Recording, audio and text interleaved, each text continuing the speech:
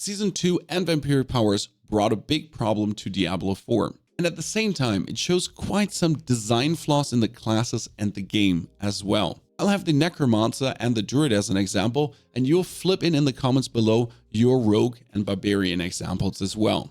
Let's start with sources of vulnerable. Vampiric Powers have given us a Cursed Touch, Unlucky Hit, Vampiric Curse, and then with Prey on the Weak, everything is vulnerable. And also Metamorphosis as we dash through, vulnerable. That's nice. What do I do with the Necro before? I have to make a corpse, then I have to corpse tendril, so I have to cast that. And then they're vulnerable, and then I can start blasting for optimal damage, obviously. Now with the Vampiric Power, I dash and start blasting, dash and start blasting, or I start blasting and everything is vulnerable instantly, or my minions make everything vulnerable with the Vampiric Curse spreading and Prey on the Weak. That fits so good in ARPGs. It's like I'm zooming, I'm having fun, I don't have to worry. It's a smooth gameplay loop. And before that, it was never that smooth as a Necro. I've also noticed the same on my Druid. Didn't care that much about vulnerable, but before I got the glyph that helps me with vulnerable, I was essentially hoping that wind shear procs with a 20% chance. But now with Metamorphosis again, it's like zoom, pulverize, zoom, pulverize. You get the drift. It is quite simple how the Vampiric Power here now allows for smoother gameplay. That shows me one thing for my Necro at least. I need a different source of vulnerable. Something like a lucky hit chance to generally make vulnerable, or for my core skills to be able to make vulnerable. Because why isn't there a Paragon board or Paragon glyph? Or are we maybe getting Vampiric glyphs? I will happily sacrifice my 20% multiplicative damage from control. Yes, to get a Metamorphosis Vampiric glyph that allows me to make dash vulnerable things. Or a glyph that gives me a 20% chance for my core skills or any skills or my damage to make things vulnerable. But right now, as it stands, if I would swap to the Eternal Realm over, everything would feel ultra clunky straight away. Talking about clunky as another example is the Ravenous Vampiric Power. Have you used it already? It gives you bonus attack speed with a lucky hit in accordance with your movement speed. And it makes everything smooth. All your attacks, all your hits, pulverize, blood surge. You don't need a bonus aspect. You can finally enjoy your build without having to go for an aspect or finding 3 items that have bonus attack speed to even remotely feel like you're attacking fast. Now you could say you're not supposed to attack fast in the beginning, and it's okay to farm like 3 perfect items, 2 perfect items that have attack speed on them. But why, again, can this not be a glyph? Why can this not be in the Paragon board with 5% bonus attack speed on level 1 and 40% bonus attack speed on level 21? Or, hold me on this, give us another aspect slot. Because one thing the Vampiric Powers are showing right now, that a lot of builds are possible, working vastly better, or straight up only work because of Vampiric Powers. And with another aspect slot where we could put a Vampiric Power in an earring, a belt or something, a lot of builds would suddenly work better, more, at least at all.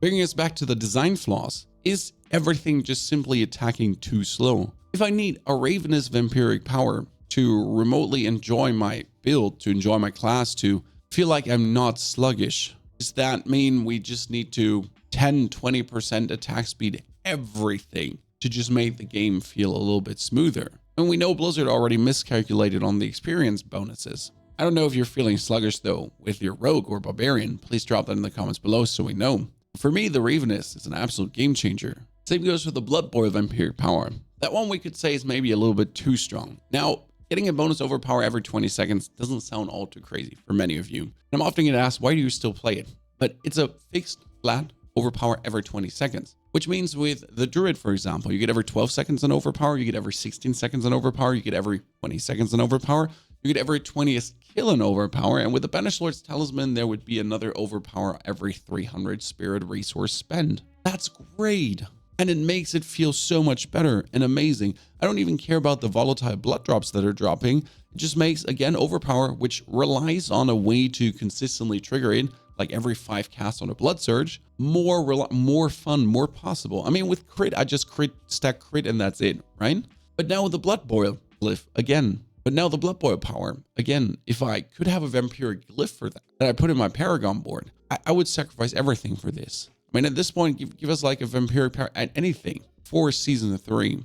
We don't know what the Season 3 mechanic will be. And when Season 1 ended, we also said, man, how are we going to still play the game without these powers? But if we're real, nothing in season 1 was so game changing that we needed it for season 2. One or two things though. So the Barber Heart, for example, was nice to have, but it was essentially just hiring the damage ceiling, and it didn't make builds possible. All builds were possible without the Barber Heart. The Barber Heart just made them stronger. That's compared to, for example, the Decrepify Heart, because there's a heart that automatically casts the Decrepify aura. That made a lot of builds actually possible, different, less clunky, finally work, be able to use auto attacks for essence production and some other shenanigans. Even be able to use Iron Maiden and Decrepify Curse together. So that was crazy. That hard really enabled builds to actually work. The same goes now for the Ring of Sacrilegious Souls. It makes some builds that are either super clunky or would simply not work at all because you're lacking aspects, or you're even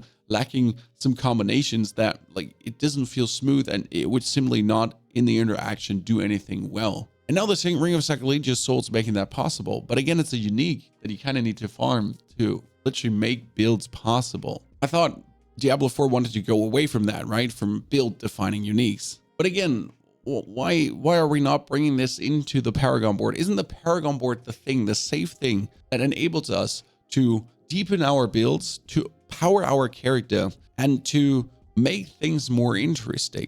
Like consuming more corpses gives you multiplicative damage. Why is there not a Paragon board for the Ring of Sacrilegious Souls that gives me automatic corpse explosion thingies? I mean, make it 21 seconds corpse explosion on level 1, which is shit. You would not play this. But then when you level up your glyph to level 15, it's minus 15 seconds. It's every 6 seconds of corpse explosion. And then when you have it level 21, it's every 1 second of corpse explosion. I mean, it could be so simple. Getting a glyph to 21 is possible. Yes, would be a grind until then, and you would probably not use it.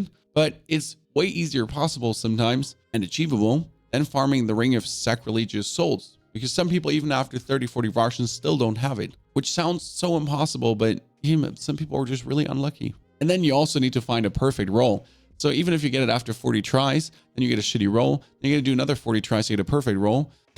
Pain. And just simply to play a build that wouldn't work otherwise feels kind of shitty. So my biggest vote right now to fix this problematic is we either need more aspect slots or we need vampiric aspect slots. I mean, let's imagine we get one earring and a second earring, or a belt, something where you could put on vampiric powers or vampiric aspects in the future seasons. Or we need to rethink the Paragon board concept to introduce more glyphs or more legendary nodes that truly would be worth it or game changing. Right now, you could take out the complete Golem board on the Necromancer, for example, because it's just horrible. And even the bonus damage is completely useless on the Golem. We all know the Golem is useless anyways, right?